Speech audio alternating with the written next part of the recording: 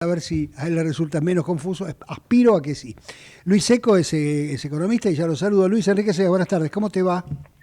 ¿Cómo andas, Enrique? Me pusiste la vara muy alta, la verdad. No, en realidad, vos sabés que cuando uno no entiende algo, bueno, por lo menos en mi caso, cuando yo no entiendo algo, intento que alguien me lo explique y si no lo puede explicar, mala suerte.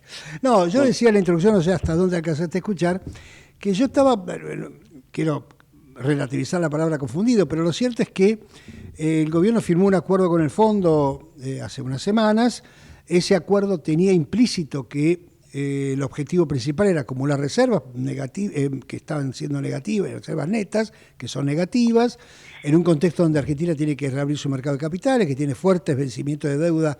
Este año los tiene cubiertos por el aporte del fondo, pero fuertes vencimientos de deuda a partir del año que viene, y que el fondo digamos, te da la plata, pero no tiene muchas ganas que la use para pagar, porque después pretende cobrar el maldito, diría Mafalda. Y en ese contexto, en un momento que estacionalmente es muy favorable para comprar dólares, porque hay más liquidación del agro, el gobierno dice, no, yo no voy a comprar reservas ahora, pese a que el acuerdo lo admite. Solo voy a esperar que el tipo de cambio caiga al piso de la banda y recién ahí va a intervenir. Y yo decía, bueno, me parece difícil que si en un momento como que hay sobreoferta, el tipo de cambio está en 1200, que caiga al piso de la banda, pero aún suponiendo que cayera, ahí estaríamos en el otro problema, que estaría comprando dólares a un precio que está por claro. debajo inclusive del que obligó a salir de Crolimpec. Así que, hecha toda esta larga introducción, lo dejo en tus manos, digamos.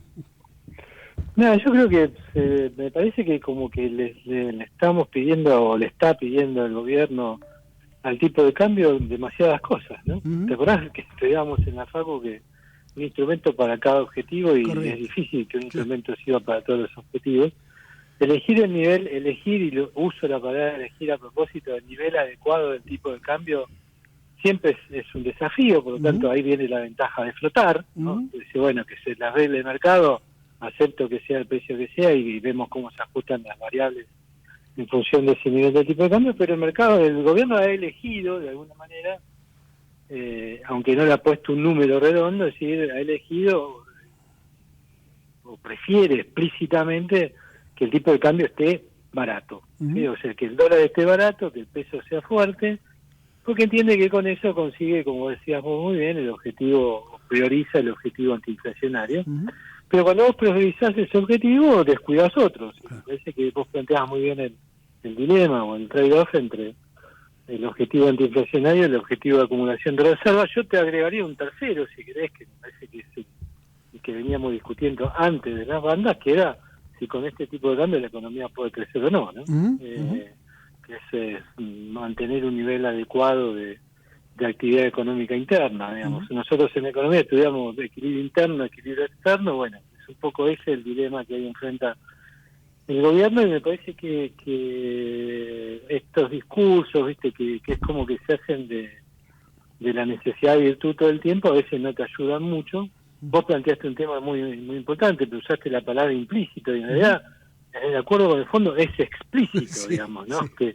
Que, que había que acumular divisas y que de alguna manera había que crear condiciones para salir al mercado de deuda rápidamente. Ujú.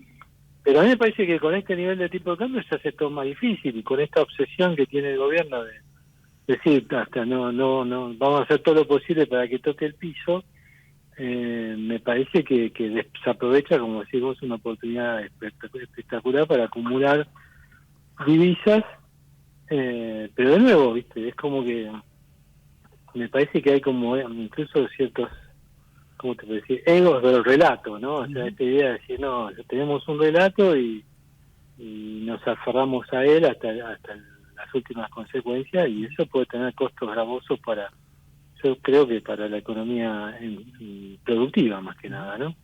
Claro, porque ahí, bueno, vos en tu comentario claramente eh, te inclinás por el hecho de que el gobierno ha elegido la meta antiinflacionaria, o sea, le está pidiendo el tipo de cambio, seguí ayudándome como ancla antiinflacionaria en lugar de flotar tanto, y ha por ahora postergado la meta de acumulación de reservas, aun cuando efectivamente, más que implícito, tiene metas explícitas en junio y en septiembre, etcétera. Metas que, bueno, en el fondo, como vos sabes mejor que yo, finalmente se puede pedir una disculpa, un perdón o lo que fuere, siempre hay alguna excusa que permite no tener que cumplir, y además tenemos detrás un escenario internacional complicado. Está el secretario del Tesoro, dijo, bueno, si hay un problema de turbulencia, yo pongo la guita, pero lo cierto es que como mensaje que al mercado de capitales, que es el que tiene que poner la plata, al final, en algún momento del año que viene, o al final de este año, no sé cuándo, suena medio raro que a pocos días de haber firmado el acuerdo digas, bueno, la verdad que acumular reservas no me importa, ¿no? Sí, yo, digamos, ya fue al día siguiente, yo quería, cuando frente a una pregunta, no me acuerdo de si fue de Fantino, Majul, alguno de los programas preferidos del presidente. El presidente dijo que no, a ningún punto de vista iban a intervenir dentro de la banda, o sea que el Banco Central no iba a comprar dentro de la banda, sino que iba a hacer zona del piso, cuando está escrito en el acuerdo con el fondo y en el comunicado oficial del Banco Central que iba a intervenir dentro de la banda, ¿no? Que iba a comprar, digamos, en función de sus objetivos de acumulación de divisas, lo dice así explícitamente el texto. Así que, digamos, pero claro, ahora hay que hacerle caso al presidente, que dijo que no. Entonces, es como, volvemos al tema anterior, ¿viste? Es como que se escribe una cosa, se dice otra, uno se aferra a lo que se dice, y a mí me parece que si una de las ventajas de la banda era que incluso había sido planteado como una banda de flotación a la Argentina, ¿no? Porque la banda es una regla muy clara: compro en el piso, vendo en el techo y en el medio no hago nada. Sin embargo, acá, viste, se creó toda esta expectativa, porque lo escribieron, de que iba a hacer algo para honrar este otro objetivo de acumulación de divisas, y me parece que ahora es como que todavía seguimos tanteando a ver si el Banco Central va a hacer algo. No, vos fijate que en el comunicado diario de reserva del Banco Central, en la parte central pone clarito: sin intervención, sin intervención, sin intervención. O sea, armó como un comunicado donde se suponía que iba a contar si estaba interviniendo o no en algún lugar dentro de la banda. Entonces, a mí me parece que el mercado por ahora no le presta mucha atención, porque es como vos decías, ¿no? Los dólares de fondo, uno de sus usos va a ser pagar los vencimientos ahora de julio, que son casi 4.800 millones de dólares que hay de títulos públicos que están en manos del mercado. No me extrañaría que dentro de poco el gobierno empiece a decir: acá están los dólares, ¿no? Como para decir, tengo para pagar ese vencimiento, como te acordás lo hizo el año pasado con el vencimiento de enero de este año. Pero en enero del año que viene, como decíamos muy bien, de vuelta hay otro vencimiento de casi 5.000 millones de dólares, y ya no van a estar necesariamente todos los dólares del fondo y de organismos internacionales disponibles, a menos que empecemos a acumular divisas. Así que yo creo que ese es un tema central, me parece, pero de vuelta, vuelvo a hacerte hincapié en lo anterior. La pregunta que me hago, y ahí tampoco tengo una respuesta muy clara, pero creo que ninguno de nosotros la tiene, es si el mercado resuelve una apreciación real. O sea, en algún momento la economía, el mercado, va funcionando relativamente libre o sin intervención del Banco Central, va a decir: bueno, con este tipo de cambio no soy rentable, no soy competitivo, me voy desplazando hacia el techo de la banda. ¿Y qué va a hacer el gobierno si eso pasa? ¿No? O sea, si va a dejar que se vaya hacia el techo de la banda o si va a intervenir antes, ¿no? Entonces ahí es como yo diría: mira, que para mí el mercado todavía está tanteando el funcionamiento de las bandas. Yo no creo que esté totalmente despejada la incertidumbre que generan, y sobre todo porque, yo te digo, me parece que todavía es como que hay que ver, digamos, si el gobierno se contenta con lo que tiene hasta ahora o si cambia un poco la estrategia, ¿no? Tocaste varias, a lo largo de lo que dijiste hasta ahora, por tangencialmente, pero me gustaría ponerle un poco más de énfasis, el tema del nivel de actividad, porque decías, bueno, no sé si con este tipo de cambio la economía crece, si hay empresas que, entre comillas, ahora esto te lo pongo yo en mis palabras, pero no creo que estés en desacuerdo, que aguanten esta situación de tipo de cambio real. Ahora, la economía se recuperó fuerte. está creciendo, qué sé yo, bueno, o sea, si podemos llamarlo crecimiento, no sé, está volviendo a los niveles que Argentina no rompe desde el 2011, por ahí, qué sé yo. ¿Cómo ves el tema actividad? Mira, yo, digamos, pero te quería agregar nomás que está haciéndolo, está recuperándose, pero con una notable dispersión sectorial, ¿no? Ajá, ajá. Y me parece que ese es un poco el nombre del juego de esta recuperación. O sea, Claro. tenés sectores que efectivamente no solo han vuelto, sino que han superado los niveles del fines del 2023, y hay otros que no, que todavía les falta para recuperarse en esos niveles. Y me parece que un poco ahí está la intriga, ¿no? Si con estos niveles de rentabilidad que tenés hoy dentro del sector productivo, podemos ver un despegue mayor. A mí me preocupa, sinceramente, digamos, el consumo masivo, digamos, ¿no? O sea, ahí donde hoy día se nota más, y fíjate que los sectores que están más desplazados son construcción, industria manufacturera en algunas ramas y comercio, y esos son sectores urbanos y suburbanos con fuerte presencia de lo que denominamos usualmente el consumo masivo de la clase media, por decirlo de alguna manera, y ahí es donde estamos más rezagados, ¿no? Entonces, la pregunta es, ¿este año vamos a tener recuperación de los niveles de actividad de esos sectores? Y a mí me parece que está complicado porque, por un lado, el gobierno parece decir, bueno, se le genera más competencia externa con las importaciones. Y entonces uno podría decir, bueno, pero si esos sectores se exportan, podrían crecer las exportaciones, pero ahí te entra la restricción de si son rentables con este tipo de cambio, más allá, como vos mencionaste también tangencialmente, el contexto internacional que no te ayuda para nada. Entonces, yo veo restricciones para seguir creciendo en un contexto de apreciación real persistente, porque la apreciación real existe y probablemente continúe en lo que resta del año, con un mercado interno deprimido, y donde vos escuchás a las empresas, y ahí viene, me parece, el mensaje más importante que me gustaría dar, que te dicen, bueno, está bien, por ahí no me des tipo de cambio, pero hacerme la reforma laboral, hacerme la reforma tributaria, corregirme un poco los desequilibrios que se generan a nivel de recaudación entre nación y provincias y municipios. O sea, hay una serie de cuestiones estructurales que, más allá de la voluntad de Federico Sturzenegger y de su trabajo diario, tampoco las puede cubrir él, digamos, ¿no? Necesitas leyes. Vos trabajaste mucho en la Fundación Mediterránea sobre esos temas, y sabés que son clave para no solo para que crezca la economía y el empleo, la producción, sino también para consolidar el aspecto fiscal de la estabilización. Entonces, yo digo, me parece que la política, que uno dice, a veces la ve como dos mundos distintos, yo creo que el sector privado, por lo menos muchos de los empresarios que yo trato regularmente, te dicen, bueno, la estabilidad, bienvenida, el esfuerzo es inédito, hay que aplaudirlo, pero también necesitamos todo esto otro, ¿no? Entonces, yo me parece que ahí hay que apurar un poco, y bueno, y ahí viene la otra gran pregunta, si la estrategia política del presidente ayuda para conseguir esa leyes.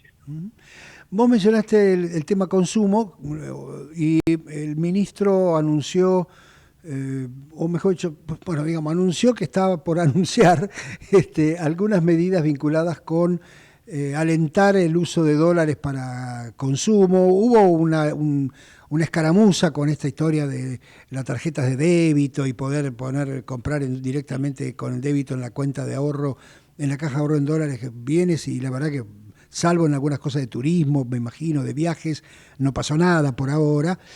Pero bueno, el ministro ha insistido, inclusive con una especie, no sé si llamarlo nuevo blanqueo o cuasi blanqueo, no importa. Más allá de los aspectos legales y técnicos, que como yo no soy un experto, y no te ofendas, vos tampoco, lo vamos a dejar para los que hablen los especialistas. Pero desde el punto de vista macroeconómico o inclusive microeconómico, ¿te imaginas que esto puede tener algún efecto importante? Sinceramente no lo creo, estoy de acuerdo con vos, hay aspectos de la letra chica que son fundamentales, si se va a fomentar la informalidad, la bancarización, qué va a pasar precisamente con el origen de los fondos, cómo se va, si se bancariza, o sea, muy bien que los bancos van a decir, bueno, mostrame dónde lo sacaste, no, claro. No creo que lo acepten así llanamente. O sea, hay aspectos legales clave. Ahora, desde el punto de vista de la movilización de ese ahorro en dólares como un mecanismo para generar un mayor nivel de actividad económica, yo creo que hay que algunos pros y algunos contras. El pro me parece que es que lo estás haciendo ahora sin cepo, ¿no? Ujú, Yo ujú. creo que ante todas las apelaciones del gobierno, decir, muchachos, vendan los dólares y gástenlo, vos mirabas para el costado y decías, che, quiere que los venda con un cepo y no sé si lo voy a poder volver a comprar. Entonces, Claro. ni en pedo lo vendía, ¿no? Ujú, Entonces ahora, la libertad de poder volver a comprarlos, a menos a nivel de las personas humanas, te ayuda, ¿no? Las ujú. personas físicas te ayudan. Segundo tema, me da la sensación de que hay algo no resuelto, que es lo siguiente. Hoy tenés dos monedas, pesos y dólares. El peso cumple algunas funciones de lo que se supone que es la moneda, que es la parte transaccional, sobre todo, pero no tanto la reserva de valor, y el dólar que cumple más la función de reserva de valor, que es la transaccional o de medio de pago. Yo lo único que cuestiono es que por ahí si le das al dólar lo haces verdaderamente competitivo en materia de medio de pago con el peso, y no sé quién va a terminar demandando pesos, ¿no? Porque en definitiva está diciendo, mira, ahora el dólar te cumple todas las funciones que antes no te cumplía, y ahí es donde viene ahora esta cosa que escuché hoy, que dice, bueno, el impuesto no se va a poder pagar, servicios públicos tampoco, cómo limitar un poco digamos, que sean perfectamente sustituibles como medio de pago el peso y el dólar. Porque si no, corrías el riesgo de que al final, digamos, te convenía estar siempre en dólares, porque si podés ahorrar en dólares, al mismo tiempo gastar en dólares, y no tenés ninguna traba al respecto, y probablemente se empezara a desplazar el peso, digamos, o sea, vos te los querías sacar de encima más rápido que antes, digamos, Ujú. ¿no? Y eso no creo que sea el Claro, objetivo del gobierno de claro. corto plazo. Sí. Sí, Tengo con la dudas de salvedad, que te hago una pequeña nota de pie de página, que los exportadores se tienen que deshacer de los dólares obligadamente, digamos, con lo cual ahí sea, hay una demanda de pesos que después, dependiendo si sos persona humana o empresa, la que exporta o la que produce, no podés volver, digamos, al circuito no, dólar, si ¿no? tenés razón, porque si sos empresa tenés el conflicto ahí de que el cepo para las empresas todavía existe. Claro, claro.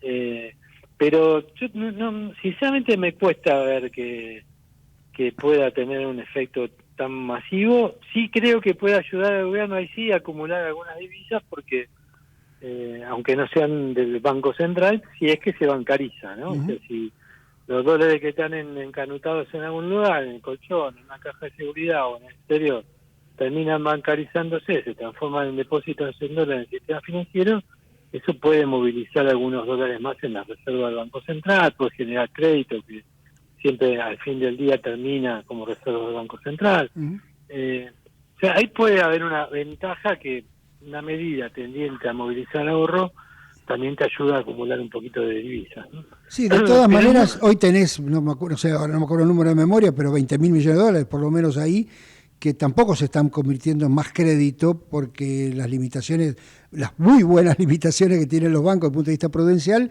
y me imagino que además los propios bancos, con la volatilidad que tienen los depósitos en dólares, son más prudentes ellos mismos, ¿no? sí, yo creo que ojalá que no se liberen todas las regulaciones No, prudenciales que claro, hay, ¿no? Porque si seguro. no, vamos a estar con un nivel de riesgo sistémico mucho más alto.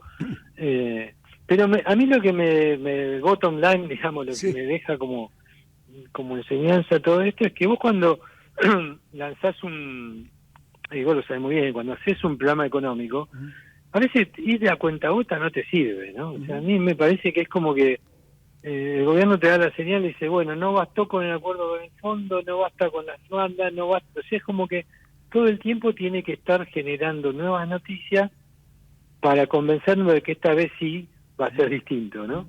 ujú. Y que va a funcionar. Entonces, yo preferiría que si se están tomando el tiempo para alargar una nueva medida, digan, bueno, hagamos un paquetazo. ¿Te acuerdas de los viejos paquetes? Sí, sí, Los llamamos paquetes por eso, sí, porque uno sí. decía, che, ¿cómo hago para que esto Me sea acuerdo porque leo realmente... historia, no porque yo estuviera cerca de ese tema. No, bueno, claro.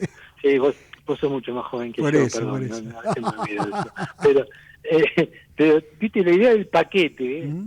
era no decirle no a las perdigonadas, ¿no? Claro, Decir estas cosas como que, porque al final terminás transmitiendo la idea de que no te alcanzan, o sea, que claro. haces un montón de cosas y siguen sin alcanzar.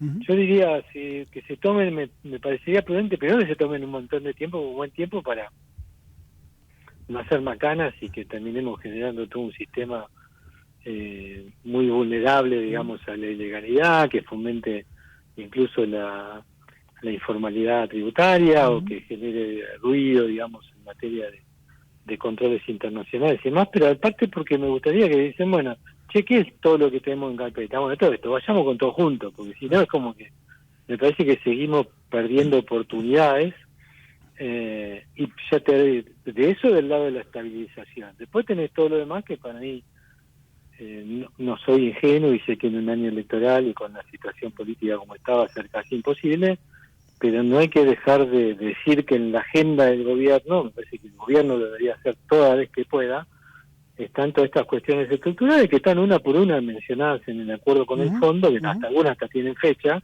pero como que en el discurso, viste, no están. Entonces los empresarios te preguntan, los empresarios argentinos no te leen 150 páginas del fondo. Entonces, como que el gobierno tendría que decir, mira que está todo esto que estamos laburando, porque sabemos que más allá del nivel del tipo de cambio y lo que estemos haciendo en materia de control inflacionario, tenemos que hacer reformas estructurales largamente postergadas. Yo diría, siempre me parece importante, sería muy importante mantener el disco, aunque luzca rayado, digamos, de que se está trabajando también para avanzar en eso, aunque claro, los hechos, viste, vos mirá, cada vez que hay una reunión de diputados y senadores, decís, vos con este clima no podés aprobar ninguna ley, ¿no? Claro.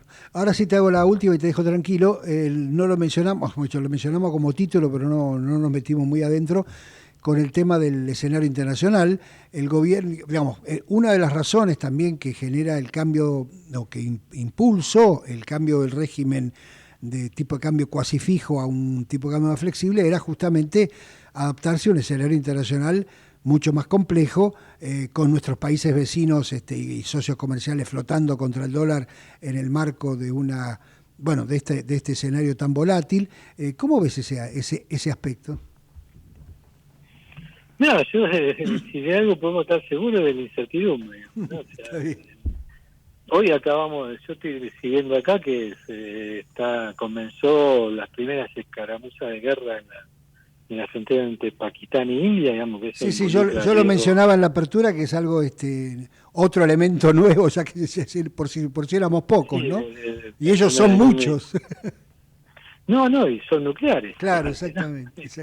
Y están en el patio trasero de China. Yo le decía a mis hijos, ¿se acuerdan de Misión Imposible 6? Sí. Ahí que estaban en Cachemire y decían es el principal receptáculo de agua que hay en toda la zona, que alimenta, y supuestamente de donde está el agua que da vida y alimenta a mayor cantidad de humanos en el planeta, digamos, ¿no? Y ese lugar está el foco de eventual guerra. Entonces digo, hay muchas cosas que son impredecibles. Tener un tipo de cambio más flexible te ayuda, pero como siempre lo que más te ayuda es tener una buena política económica consistente, flexible y demás, y creo que estamos en el camino de eso. Estamos en el camino, no podemos. Yo creo que el gobierno se relajó demasiado el año pasado. Me acuerdo que en algunas charlas entre vos y yo hablábamos de lo malo que cae o de lo malo que te hace la complacencia, digamos, ¿no? Cuando vos te conformás con estamos cómodos, dijo el ministro un día, y dije, chao, dije yo, estamos complicados. Y me parece que ahora están un poco más como al pie del cañón, sabiendo que no es momento para estar cómodos, que quedan muchas cosas por hacer.